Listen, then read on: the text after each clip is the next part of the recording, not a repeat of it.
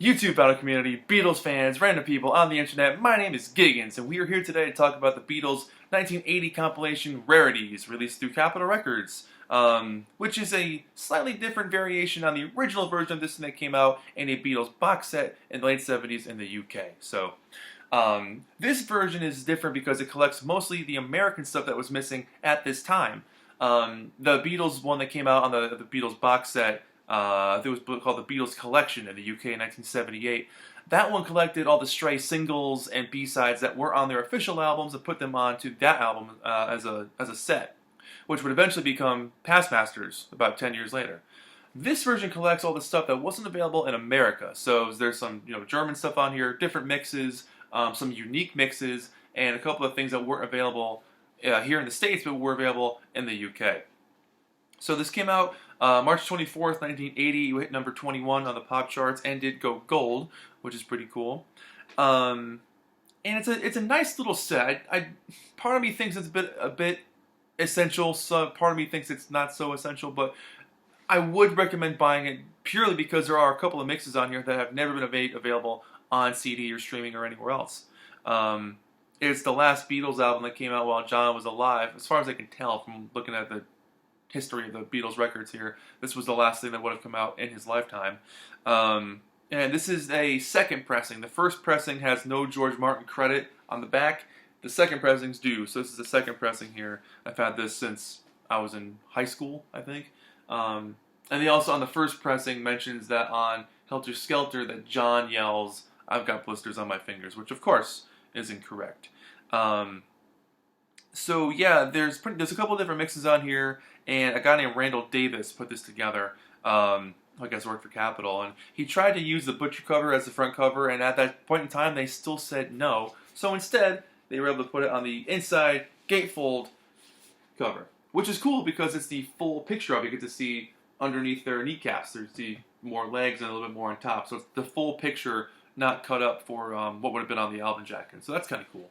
You get some nice color pictures of the guys hanging out on stage or getting interviewed. So nice production on this thing for sure. Really nice presentation. So it's kind of a glossy finish, and the picture feels like it's a bit up, raised. But nice shot of the guys from probably 1968, around there. Yeah, so I'm not going to go into super detail about everything because not everything needs to have super detail on this one. There's a couple of moments that are pretty interesting though. This is the drumming version of "Love Me Do" on here, so so there's no tambourine on this one. There's the tambourine-less version, because that's the one Ringo's on. He played tambourine on that track. So this is the version of him drumming. No Andy White on this one, but kind of cool to hear this one. The notes in the back are pretty impressive too. This one does make a mention of "Love Me Do" here. It says, over the years, the master tapes containing the first version disappeared, so this track was taken from a record and cleaned up as much as possible, although a few pops remain. I'm not sure if they found the original copy, the original master of this by now, but at that time, it's amazing they would have taken a record to make a dub of that and try to clean it up. That's kind of interesting to listen to. Misery and There's a Place, they were never on a Capitol album, but they were on introducing the Beatles. So they say this is their first time available in America. No. It's the first time being on a Capitol album. Then you get "She Liebt Dich," which is "She Loves You" in German. Again, first time being in America, because they had gotten "I Want to Hold Your Hand" in German on the Something New album, but they never got "She Liebt Dich." And I Love Her. This is an interesting version. This is the German version here. So there's a longer ending, which is kind of cool. The song, the little guitar riff is repeated 6 times instead of 4, and they say it's an extremely rare version, which is offered here. So that's kind of neat. Help. This is the single version, which I haven't been familiar with in quite a while. The lead vocal is a bit different, a little bit more of a gruffer vocal on this one. It's an interesting edit where the guitar solos are really centered. It's a different mix. It's fun to hear just because you're so used to the other one. So hearing them do it this way is kind of a nice change of pace. I'm Only Sleeping. I'll read the whole bit for this one. It says, there are two different stereo mixes of this song. The version that has been on the English Revolver album since 1966 is considerably different from the American version. The British version was chosen for Rarities because verses were rearranged and strange guitar sounds inserted. It's the UK version, so, you know, nice little paragraph about that. I Am the Walrus. This song is interesting because they took two versions and combined them together. So this is a unique mix exclusive to this set. This one and Penny Lane are both exclusive to this set. And I do want to read a little bit of this just because I think this is kind of interesting how they worded this. Capitol has created a new version of this song by combining the two rarest previously unreleased versions. And apparently there were three at one point. The shortest one is the most common in the US because it appears on the stereo album. The other two versions have something extra in them.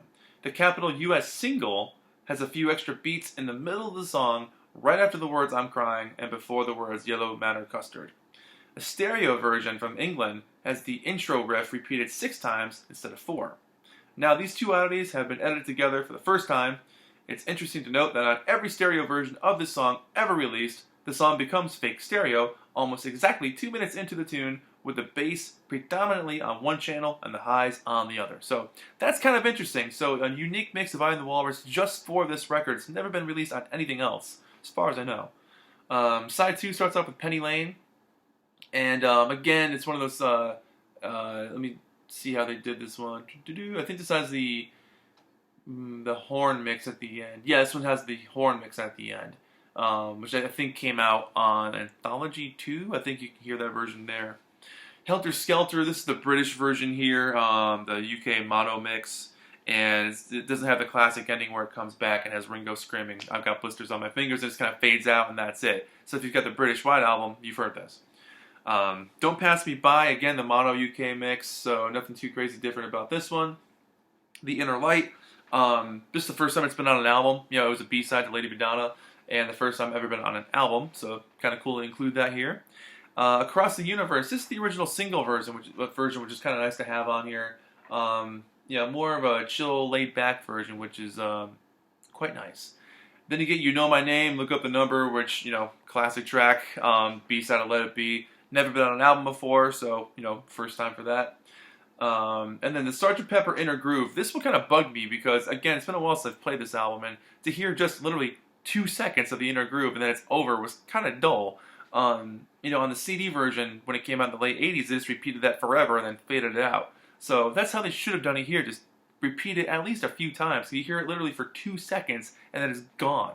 And again, I guess kind of a weird way to end the album, but yeah, interesting set. So you got some good pictures of the guys in the back there and all kinds of notes about the songs in particular, so very cool to have that. And some great shots on the inner sleeve as well from all over their career. The early days up to the last days. And the thing I like the most about it is they went back to the Color Rainbow Band label for this release. Kind of a special exclusive thing for this time. Yeah, overall, interesting album. You know, if you pick up a copy, I think you'd find it interesting if you're a Beatles fan. Yeah, like I said earlier in the video, I don't know if it's essential because a lot of this stuff is available online now. But to hear the different versions of I Am the Walrus, that's kind of cool. You know, a slightly different version of Penny Lane. So most of this stuff exists on other things at this point. So it's been rendered kind of pointless. But if they ever do like an Anthology 4, I think they'd probably throw this version of I Am the Walrus on here. That would be pretty cool. So that's kind of it. Just kind of a short video. Nothing too deep about this thing. Just that it exists and it's kind of a fun listen.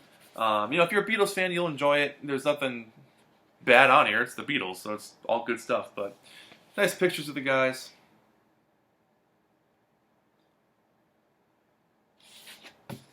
And that's it. Not much more to say beyond that. I'll give this thing a 9 out of 10, I think, because, you know, if they repeated the inner groove for at least 30 seconds, I think I'd give this thing a higher score. But that's it. My name is Giggens. This has been Album Reviews of the Beatles Rarities on Capitol Records 1980. Thank you so much for watching. I'll see you guys in the next video. Bye-bye.